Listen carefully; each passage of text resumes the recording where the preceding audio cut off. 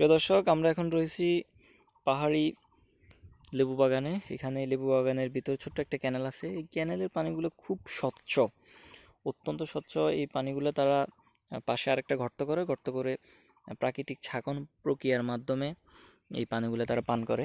দেখেন, পাহাড় থেকে এই পানিগুলো বয়ে আসে, জোরে জোরে অনেকগুলো পানিতে রূপান্তরিত হয় এবং হচ্ছে চমৎকার। এই যে আমি রয়েছি লেবু বাগানে, এখানে অনেকগুলো লেবু দেখা যাচ্ছে।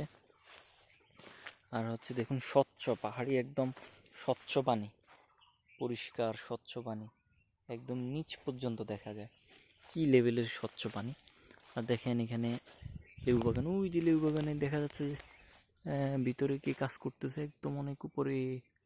যে পাখিদের কুঞ্জন শোনা যাচ্ছে, কলকাকলি। তো আমাদের পরিকল্পনা রেখেছে এখানে এসে একদিন ক্যাম্পিং করব আমরা। অনেক ভালো লাগতেছে, চারিদিকের প্রকৃতি অনন্য সুন্দর, অত্যন্ত চমৎকার প্রকৃতি।